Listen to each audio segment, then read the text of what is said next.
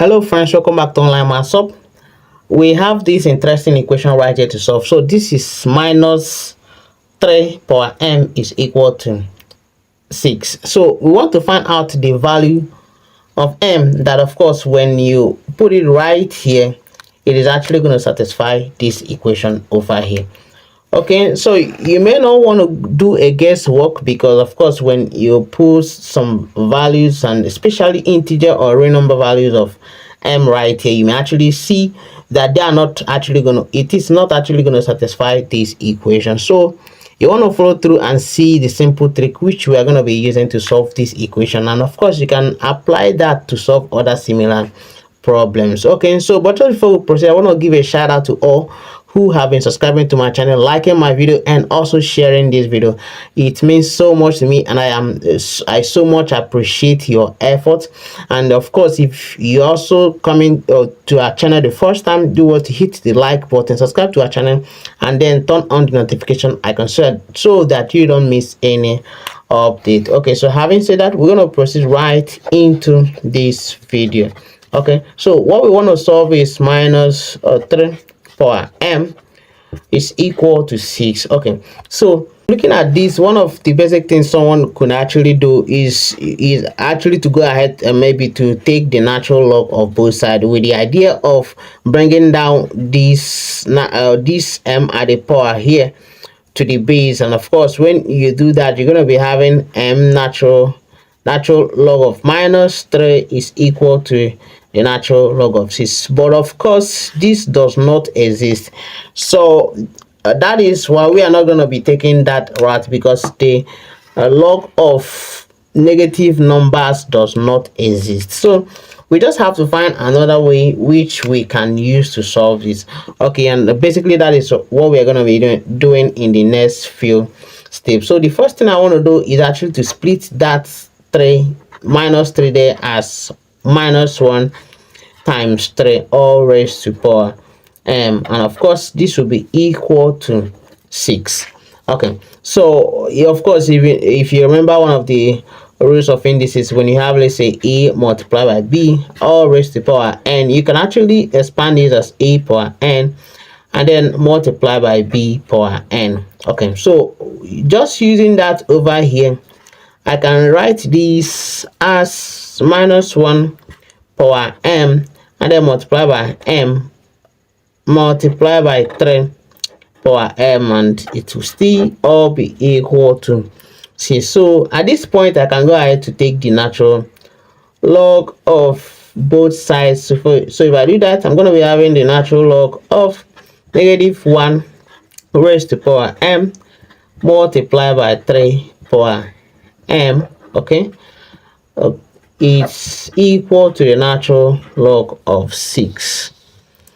So moving on, I will actually use the property of logarithm, and don't forget, if you have, let's see, log a multiplied by b, you can actually expand it as log a and then plus log b.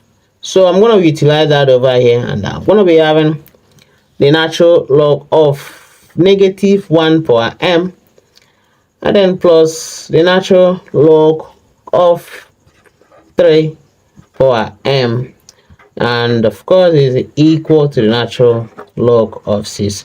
Okay, so at this point, I am actually going to be making some substitution right here. I'm just going to be replacing this minus 1 here with exponential I pi, and of course exponential I pi is same as minus 1. Okay, so if I replace that over there, I'm going to be having a natural log of exponential I pi, okay, and then multiply by this m over here, and then plus the natural log of m 3 power m is equal to the natural log of 6.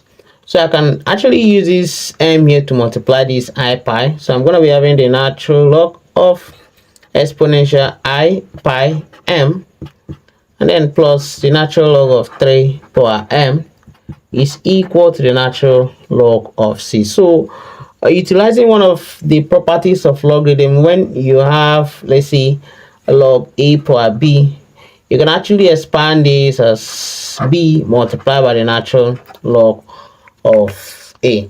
So I'm actually going to be using this rule over here to simplify all of these terms here that are having powers. So when I do that, this I pi m will multiply the natural log of exponent, and then plus 6m here will multiply the natural log of 3, and that will be equal to the natural log of 6.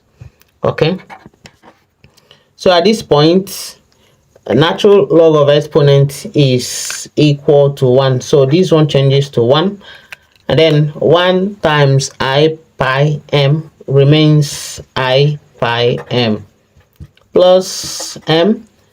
Okay, natural log of 3 is equal to the natural log of 6. So at this point, you can see I've got this m to be common, so I'm going to factorize that out. So I will have I pi right here plus the natural log of 3, and it's equal to the natural log of 6. Okay, so that moving on from here, I can actually go ahead to divide through by I pi plus natural log of 3. I will also divide here I pi plus natural log of 3. That way, this cancels this, and eventually m now becomes, okay, the natural log of 6 divided by I pi plus the natural log of 3. So this is actually what you are going to be having. And then, of course, this is going to be giving you a complex number because of this I over here. Okay, so you can actually compute the real number part over here, so which is the natural log of 6 and also the natural log of 3 right here. But eventually, you are going to be seeing that your m will be an element of complex numbers. Okay, so just take note of that, and basically that is how you can solve this kind of problem.